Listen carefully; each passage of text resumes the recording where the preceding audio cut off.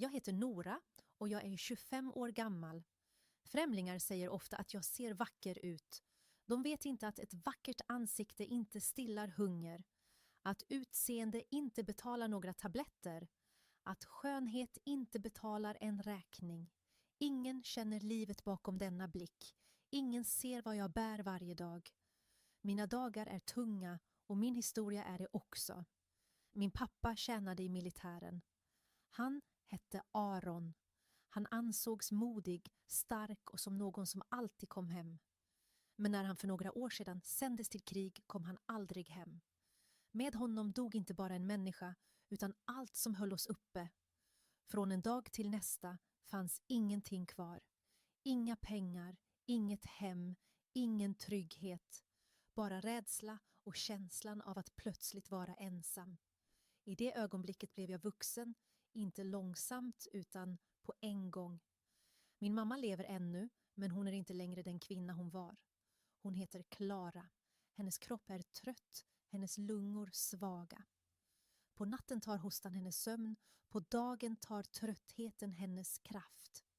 Varje vecka behöver hon medicin och varje vecka undrar jag hur jag ska betala. Hela min lön försvinner till det. När jag lämnar pengarna i kassan gör det ont som att ge bort en bit av mig. Men utan dessa mediciner får hon knappt luft. Ibland ser hon länge på mig som om hon vill säga något. Då ler jag och låtsas att allt är bra. Hon vet bättre. Hon märker att jag knappt äter. Hon ser lögnen när jag säger att jag är mätt. Vid hennes sida finns 2 små liv som jag ansvarar för. Mina systrar heter Jonna och Elsa. Den ena är 12, den andra 10. De skrattar ännu, de hoppas ännu, de tror på en vanlig morgondag. Jag ser deras trasiga skor, deras gamla väskor, deras tysta frågor. Ibland frågar de tyst om vi får varm mat idag. Jag nickar fast jag vet att grytan blir tom. Varje dag hittar jag nya ord för att hålla deras värld hel. Jag talar om senare, om snart, om någon gång. Jag arbetar på en bio. Jag river biljetter, tar betalt, säger vänligt tack. Utifrån ser det enkelt ut, men i verkligheten gör varje dag ont. Mina ben värker och ryggen bränner, men jag är tyst, för utan jobbet förlorar vi allt. I slutet av månaden finns inget kvar. Ingen rest, ingen liten glädje, ingen plats för mig. Ofta äter vi nästan inget. Då ger jag bort min portion, dricker vatten och somnar med kurrande mage. Jag säger att jag åt på jobbet. De tror mig. De ser inte hur jag gråter tyst om natten så ingen hör. En natt slutade mammas hosta aldrig. Medicinen var slut, mina pengar också. Jag räknade mynten om och om igen i hopp om att de skulle bli fler. Det blev de inte. Jag tänkte på min morbror. Han hade redan tagit allt som pappa lämnat oss. Mark, sparpengar, all trygghet. Att be honom om hjälp kändes värre än hungern. Jag höll mammas hand och lovade något utan att veta om jag kunde hålla det. Hon log svagt. Hon kände sanningen. Istället för att fråga bad hon.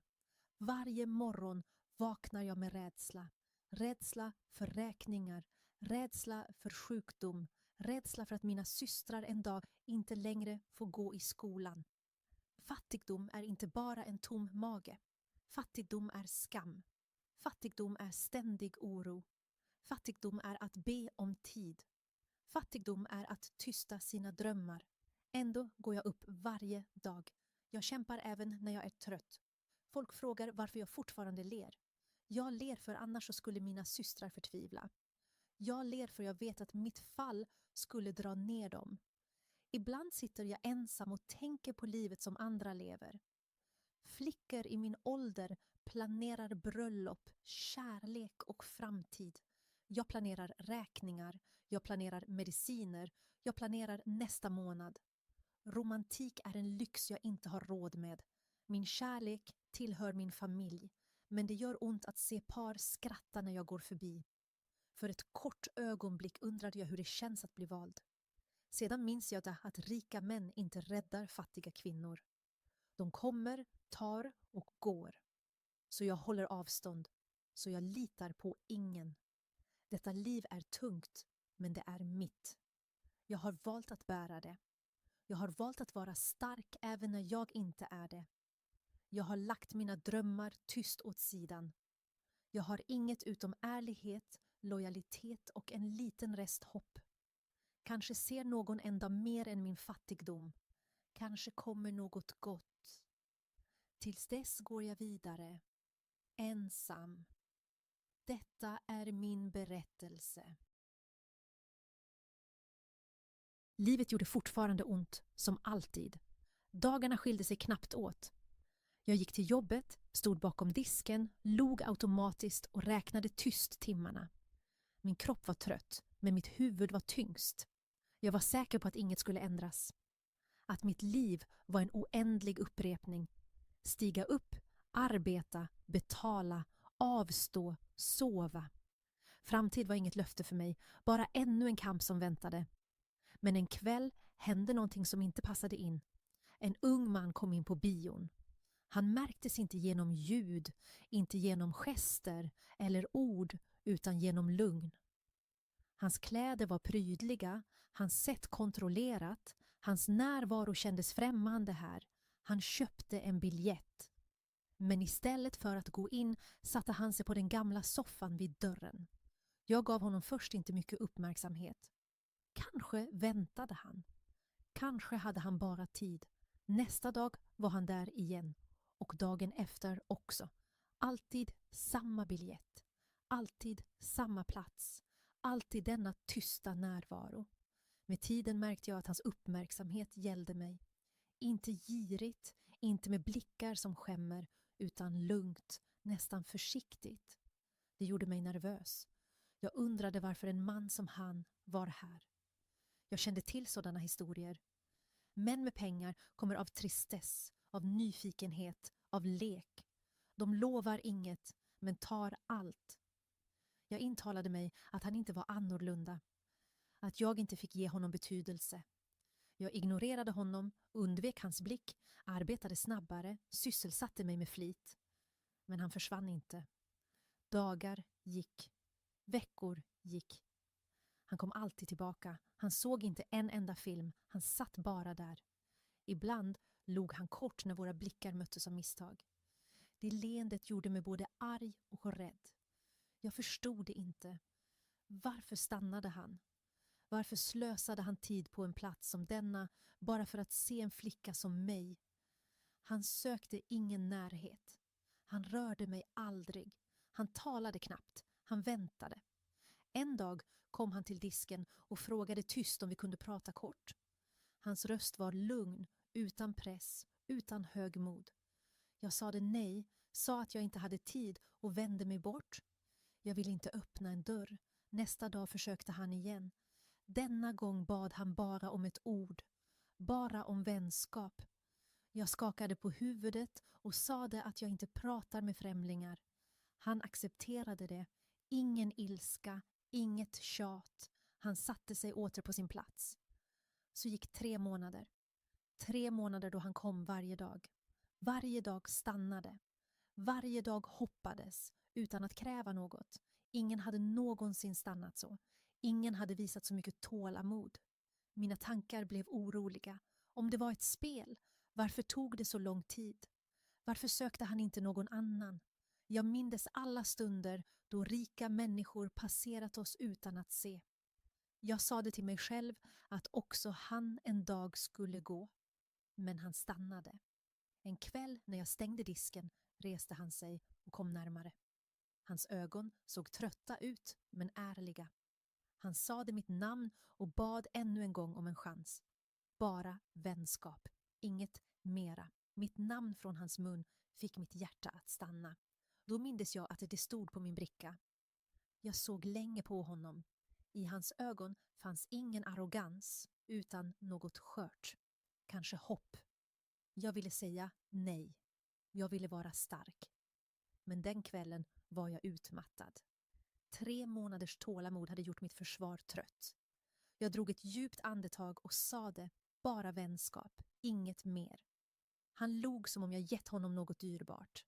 Han sade ja. Bara vänskap. Han hette Leon. Den kvällen gick jag hem med en orolig känsla. Jag undrade om jag gjort ett misstag. Min mamma såg på mig och frågade varför jag verkade så borta. Jag sade att jag bara var trött. Jag berättade inget. Inte om honom. Inte om Leon. Från den stunden började något nytt. Det var ingen kärlek. Det var inget förtroende. Det var bara en försiktig början. Och ändå var jag rädd. Rädd för människor som jag borde inte drömma. Rädd för våra världar låg för långt från varandra. Rädd för mitt hjärta hade börjat känna något jag inte hade råd med. När jag sa ja till vänskap trodde jag det betydde inget. Ett ord, inget mer. Jag tänkte att det skulle blekna som så mycket annat i mitt liv. Jag övertalade mig att mitt hjärta skulle vara oberört. Men detta enda ja var inget litet ord. Det var som en fin spricka i en mur jag byggt i åratal. Nästa dag dök Leon upp på bion igen. Han gjorde inget annorlunda, men allt var ändå förändrat. I hans ögon fanns något ljust, något nyvaket. Han kom inte närmare än nödvändigt, stod respektfullt, önskade mig god kväll och sa mitt namn försiktigt. Mitt namn från hans mun kändes främmande. Det var som om han gått in i en del av min värld jag aldrig visat. Jag svarade knappt.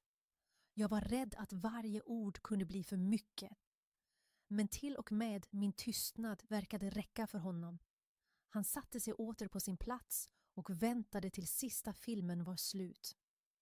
När folk gick lyfte han handen till avsked, så bekant som om vi känt varandra länge. Den bilden lämnade mig inte. Under de följande dagarna började han tala försiktigt, inte mycket. Inga stora frågor, bara små saker. Om jag var trött, om jag hade ätit idag, om min familj mådde bra. I början gav jag bara korta svar, höll avstånd och klamrade mig fast vid min försiktighet. Men jag såg hur ett tyst ja fick honom att le, som om jag gett honom något dyrbart. Ibland tog han med små saker. En chokladbit som han lade fram diskret. En bok som han lämnade utan ord. Om jag tackade nej tog han tillbaka den utan besvikelse. Han pressade aldrig. Han respekterade varje nej. Det förvirrade mig mer än allt annat. Män med pengar var i mina tankar högljudda, krävande, otåliga. Leon var tyst. En kväll följde han mig en bit till hållplatsen med tillräckligt avstånd så ingen kunde prata. Han frågade om vi nu verkligen var vänner. Jag sa ja, men bara vänner. Han log som om det svaret betydde allt för honom. Hemma märkte jag hur mina tankar hela tiden gick tillbaka till honom. Mamma såg min tystnad, mitt avlägsna leende. Jag sa att det var inget, men mitt hjärta visste att det inte var inget. Jag började se honom som mer än en främling. Samtidigt påminde jag mig varje dag om vem jag är och var jag står. Hans värld var inte min. Hans familj skulle aldrig acceptera mig. När dagar blev veckor öppnade han sig mer. Han berättade om sin barndom, om stora rum, om ett liv utan brist. Han talade om sin pappa Martin och sin mamma Helena, om status och krav. Jag lyssnade och kände avståndet mellan våra världar. Då sa han någonting som fastnade djupt i mig. Han sa att pengar kunde köpa allt utom frid och att frid fanns bara när han såg mig. Dessa ord träffade en plats som ingen rört förut. Många hade sett mitt ansikte, men ingen hade sökt mitt inre. Ändå visade jag inget. Jag gömde mina känslor av rädsla, förnuft och skydd. En kväll frågade han varför jag tror att han stannat så länge. Han sa att han inte glömt mig sedan första dagen, att min blick följer honom när han blundar. Hans röst darrade och för första gången såg jag tårar i hans ögon. I det ögonblicket brast något i mig. Jag hade i månader hållit honom på avstånd, jämfört honom med andra och gett honom fel motiv. Men hans tålamod, hans ärlighet och hans sårbarhet verkade inte spelade. Den natten bad jag. Jag bad om vägledning, om beskydd, om klarhet. Jag visste inte om det som växte var en välsignelse eller en fara. Några dagar senare frågade han om vi kunde dricka te tillsammans långt från bion och blickar. Jag tvekade länge, men till slut sa jag ja. Vi möttes i en liten butik i stadens utkant. Han väntade redan. När jag klev in reste han sig som om jag var något dyrbart. Vi pratade länge. Jag berättade om min familj, mitt ansvar och delar av min kamp. Inte allt, men nog för att sanningen skulle kännas. Han lyssnade utan att avbryta, utan medlidande, utan dom. Från den dagen förändrades något mellan oss. Han började hjälpa på ett tyst sätt. Mat stod plötsligt vid våran dörr. Räkningar blev plötsligt betalda. Mammas medicin tog aldrig slut igen. Först blev jag arg, men när mamma mådde bättre såg jag att hjälpen kom av omsorg, inte stolthet. Utan att märka det började jag älska honom. Tyst, hemligt, utan ord. Jag sa det aldrig till honom, men mitt hjärta reagerade varje gång han var nära. Jag tänkte på honom, jag bad för honom, jag bar honom inom mig. Samtidigt påminde jag mig ständigt om att jag är fattig och att drömmar kan vara farliga. Men hur mycket jag än försökte skydda mig rörde sig mitt hjärta ändå mot honom. Kärleken hade kommit tyst in i mitt liv utan min tillåtelse och jag kunde inte stoppa den längre. Leon hade nu vuxit in i mina dagar. Han var inte längre bara mannen som ofta syntes på bion. Han var en röst i mitt huvud, en tanke som kom när jag var ensam på kvällen. Jag sade honom aldrig öppet vad jag kände, men jag visste att han märkte det. Hans tålamod, hans uppmärksamhet och hans lugna sätt rörde något i mig. Ändå höll jag en del av mig stängd, sanningen om mitt liv. Jag hade aldrig berättat för honom om min pappas död. Aldrig om hur hunger känns när den kommer varje dag. Aldrig om nätterna då mamma knappt kunde tala av smärta. Aldrig om dagarna då jag gav min mat till systrarna och själv blev tom. Inför honom bar jag mitt leende som ett skydd. Jag spelade stark, för jag var rädd. Rädd att han skulle gå om han visste allt. Rädd att min fattigdom skulle vara starkare än hans känslor. Men Leon var inte en man som lät saker förbli osagda länge. En kväll såg han länge på mig och sa att han ville känna mig på riktigt. Inte bara det jag visar, utan även det jag gömmer. Han sa att han ville höra min smärta, inte av nyfikenhet utan för att stå mig nära. Hans ord träffade mig djupt. Min historia hade varit som ett stängt rum. Ingen hade någonsin bett att få gå in. Tårar steg i mina ögon. Jag vände bort blicken, men han viskade att han kunde bära min sanning. Den natten började jag tala. Först hackande, sedan allt friare. Jag berättade om pappa, hans stolthet och mod och om dagen då dödsbeskedet krossade allt. Jag berättade om min morbrors svek som tog vår mark och våra sparpengar och lämnade oss tomhänta. Jag berättade om mammas sjukdom, om valet mellan mat och medicin, om dagarna då pengarna inte räckte. Jag berättade om mina systrar, deras trasiga skor och deras tysta blickar. Jag berättade om lögnerna jag varje kväll sade så att de kunde sova. Jag berättade om skammen när jag stod i butiker och bad om mer tid. Om nätterna då jag satt tyst vid fönstret och grät för att min kraft var slut. När jag var klar kunde jag inte se på honom. Jag väntade mig medlidande eller tystnad eller avstånd, men när jag lyfte blicken såg jag tårar på hans ansikte. Han grät, inte tyst av artighet utan öppet. Han sa mitt namn och frågade hur jag kunnat bära allt utan att be om hjälp. Han sa att många människor kom till honom för pengar, för gåvor, för trygghet, och jag hade aldrig bett om något. Inte ett mynt, inget löfte. Jag hade burit min smärta ensam. Just därför sa han att han älskade mig. Just därför kunde han inte lämna mig. Hans ord rörde något i mig. Jag började gråta utan skam och sa att han inte kände verkligheten. Att hans familj aldrig skulle acceptera mig. Att jag var fattig och i deras ögon värdelös. Att de skulle tvinga honom att välja. Och att jag inte ville vara orsaken till att han förlorade sin familj. Han tog mina händer och såg mig djupt i ögonen. Hans röst var lugn men bestämd. Han sa att han inte bryr sig om vad folk tänker om pengar. Han bryr sig inte om vad samhället väntar sig. För honom räknas bara jag. Han sa att jag hade blivit hans familj. Och om andra skulle avvisa mig skulle han ändå stanna. Han svor att han skulle gifta sig med mig vad som än händer. Att han skulle stå vid min sida. Alltid. Dessa ord träffade mig djupare än allt tidigare. Ingen hade någonsin lovat mig så mycket trohet. För ett ögonblick kändes det som om mitt liv kanske hade en annan väg. Som om Gud inte hade glömt mig. Ändå stannade rädslan. Jag sa till honom att hans familj aldrig skulle tillåta det. Han log lugnt och sa att hans hjärta redan valt och en dag skulle världen veta det. Den natten låg jag vaken länge. Hans ord snurrade i mitt huvud. Jag undrade om något sådant verkligen kan finnas. Att någon älskar mig, inte för mitt utseende, inte för pengar, utan för det jag bär inom mig.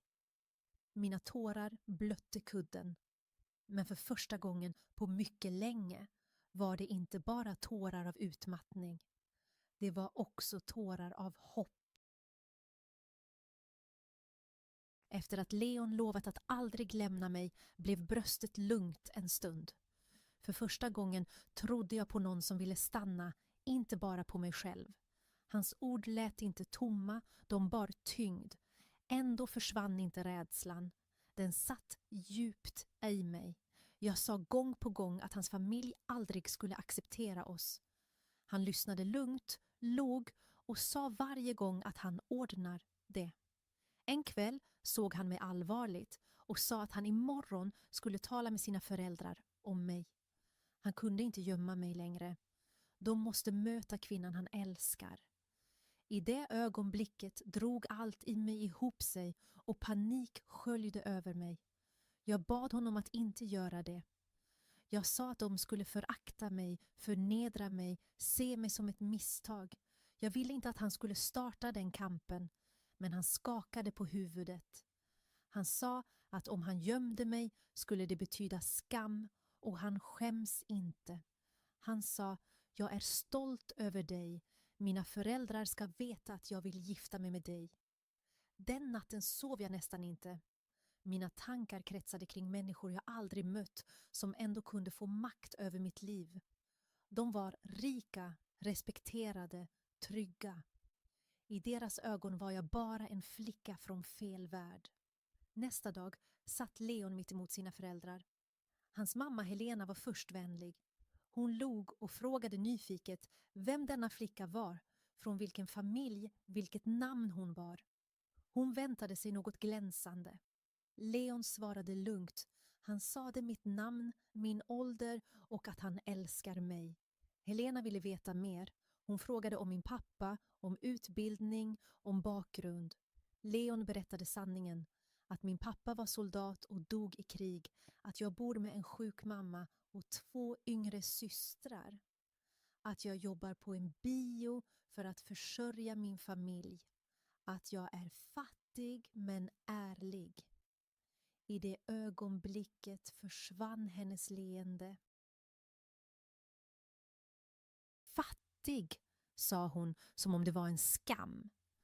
Hon frågade honom om han hade förlorat förståndet. Hans pappa Martin talade sedan med kall röst. Han påminde Leon om vem de var och vilket namn de bar. Han sa vilken plats familjen hade i samhället. Han frågade om Leon ville kasta bort allt för en flicka utan pengar och bakgrund. Leon förblev lugn. Han sa att jag kanske inte har pengar, men jag har värdighet, att jag aldrig har begärt något, att jag aldrig har utnyttjat honom, att jag inte är hos honom av beräkning. Helena blev arg. Hon sa att jag hade manipulerat honom, att flickor som jag bara ville klättra upp, att hon aldrig skulle tillåta detta äktenskap. Jag var inte där.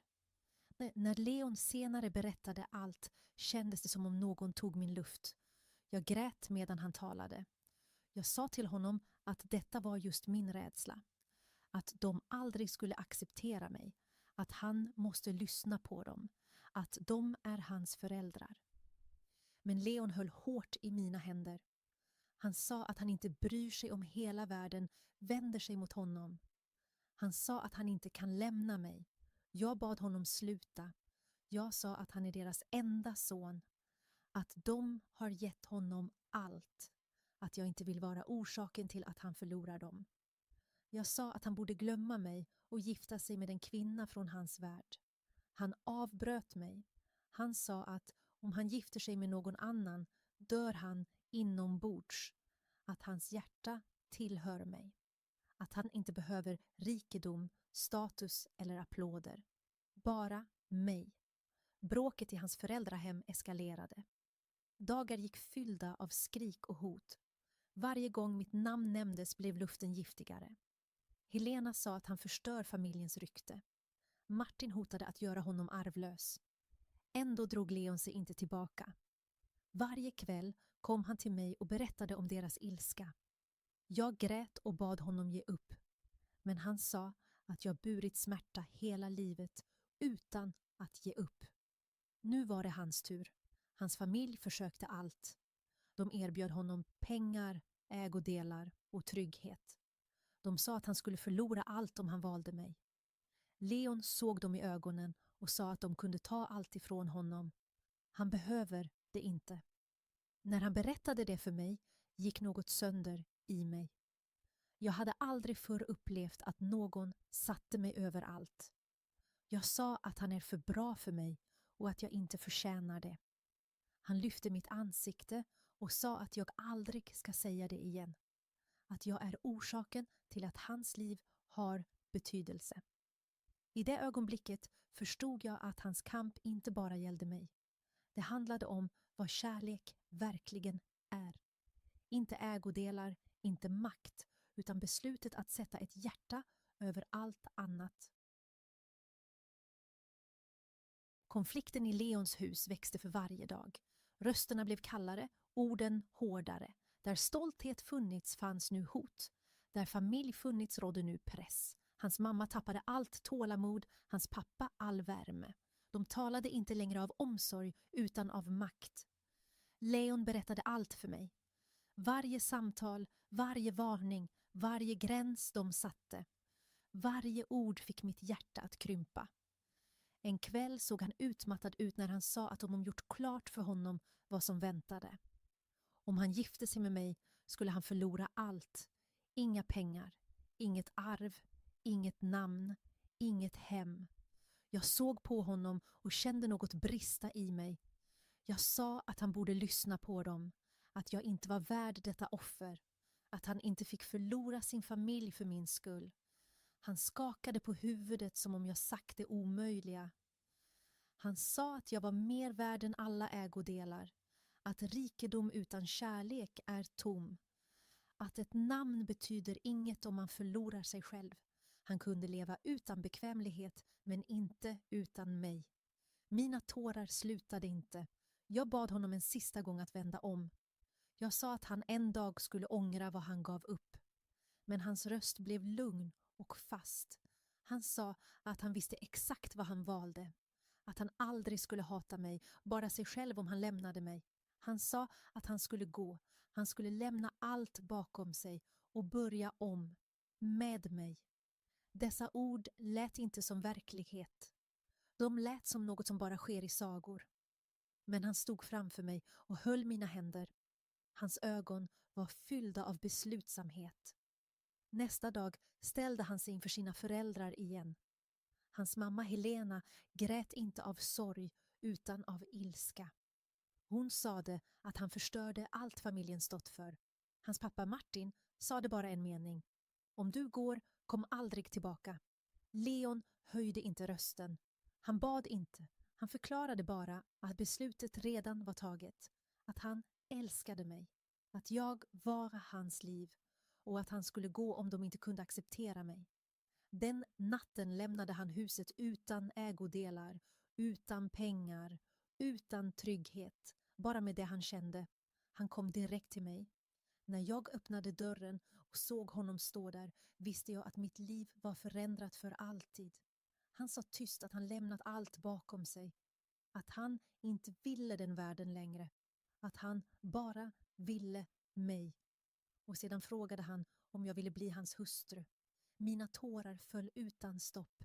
Orden räckte inte.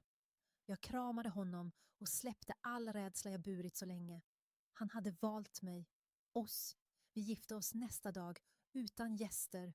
Utan musik. Utan glitter. Bara ett löfte mellan två människor. Han såg på mig och sa att min familj nu var hans familj. Att min smärta nu också var hans. Att våra liv blivit ett. Leon började arbeta i en liten butik. Han kände inte till den världen men bar den utan klagan. När han kom hem med sin första lön lade han den i mina händer.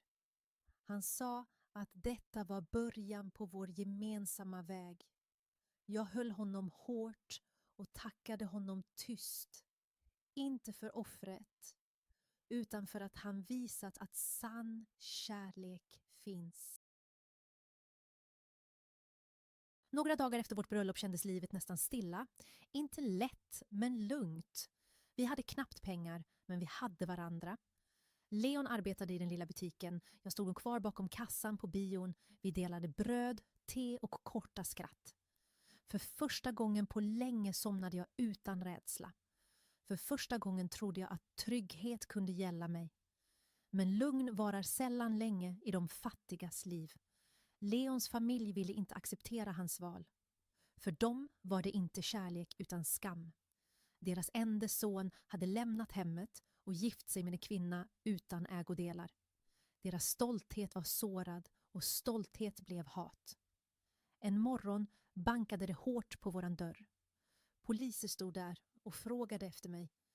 De sa att det fanns en anmälan. Jag sades ha manipulerat Leon. Man påstod att jag tvingat honom att gifta sig för namn och pengar. Mamma Klara förstod knappt orden.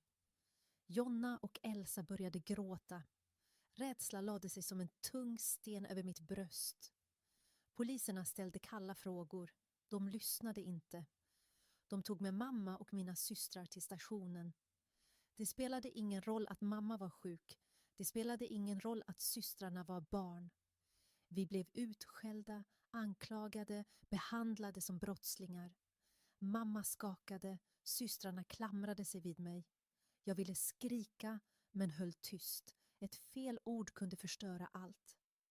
När Leon hörde vad som hänt sprang han till polisstationen. Han trängde sig fram och ställde sig mellan oss och poliserna.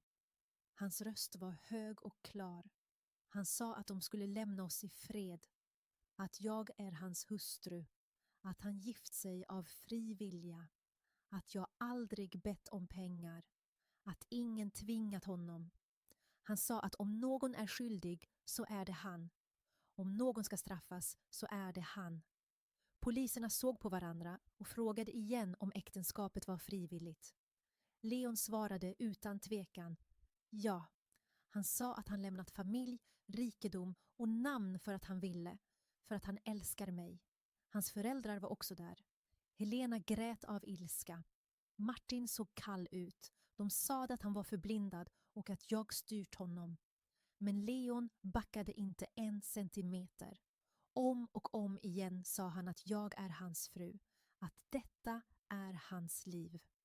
När jag såg hans beslutsamma kropp framför mig rann tårarna. Då förstod jag att hans kärlek inte var tom.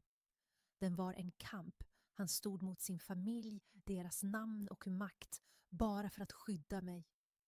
Polisen hade inget kvar att gå på. De släppte mamma och systrarna. Leon följde oss hem. Den natten satt vi tätt intill varandra. Mamma höll hans hand och viskade att han idag visat sig som son, inte bara måg. Leon sänkte blicken och sa att han ska ta hand om oss som sin egen familj. Jag visste då att rädslan fanns kvar, men att jag inte längre var ensam. Och det förändrade allt. Efter dagen på polisstationen låg skam som en tung skugga över Leons familj. De hade passerat varje gräns, men Leon stod som en sköld framför mig. Han trotsade dem, samhället och till och med lagen, och ingen fick röra mig. Hans beslutsamhet gav mig kraft, men långt inne visste jag att deras vrede skulle bestå. De trodde fortfarande att han skulle komma tillbaka. De sa att hans kärlek bara var en kort rus. En vecka utan lyx, pengar och stort hus skulle knäcka honom, sa de. De väntade på att han skulle återvända full av ånger. Men han kom inte. Varje dag jobbade Leon i en butik, lyfte lådor, stod länge och gav sin lön stolt till mig. Han sade att detta var våra pengar, ärligt förtjänade med hans egna händer. Hans tillfredsställelse var äkta och familjen kunde se det. Deras tro började svikta. Då tog de till ett sista medel. De nämnde mitt namn offentligt. De berättade för folk att jag manipulerat deras son. De sa att jag fläckat familjens heder. Orden skar djupt, men Leon lämnade mig aldrig ensam. Han ställde sig alltid framför mig och sa att om någon bär ansvar så är det han. Han hade valt mig. Ingen hade tvingat honom. Sakta ändrade stämningen. Folk såg hans offer. De såg hans ståndaktighet. De såg att han lämnat allt men ändå log med mig. Rösterna blev tystare. Några sa att denna kärlek måste vara äkta, för ingen man förlorar så mycket och stannar ändå. Hans föräldrars kamp blev trött. Stolthet varar inte för evigt. Helenas vrede blev till utmattning. Martins tystnad blev längre för varje dag.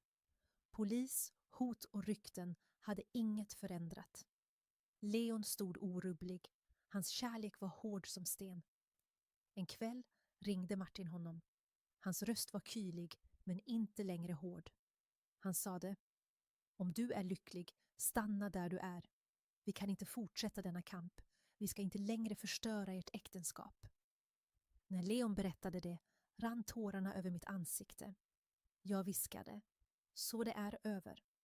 Han nickade och sa att de blivit trötta. De vet att vi inte ger upp. Den natten höll jag hans händer hårt och tänkte på hela vägen tillbaka. Jag mindes den första dagen på bion, min tystnad och hans tålamod. Jag mindes min rädsla, fattigdomens sanning, hans kamp, polisen och alla tårar. Mitt hjärta var fullt. Jag hade trott att mitt liv bara var smärta. Nu visste jag att kärleken kan förändra ödet. Mamma Klara såg på Leon och kallade honom son. Hon sa att han bevisat att sann kärlek handlar om trohet, inte pengar. Jonna och Elsa skrattade, kramade honom och höll honom hårt. Vårt lilla hus fylldes plötsligt av ljus. Jag såg på Leon och viskade: du har gett mig mer än kärlek. Du har gett mig värdighet. Du har visat att också en fattig flicka har en plats i världen. Han såg på mig och sa att jag gett honom frid, mening och vila han aldrig haft. Vår berättelse var tung och full av strider, men till sist stod kärleken kvar. Hans familj var tvungen att acceptera oss. Världen var tvungen att respektera oss. Och jag måste lära mig tro att ljus kan födas även i det mörkaste livet. Jag var fattig på ägodelar, men rik på trohet. Leon var rik på pengar, men fattig på frid. Tillsammans fann vi det som saknades. Tillsammans visade vi att kärlek är starkare än rikedom, starkare än stolthet och starkare än allt annat.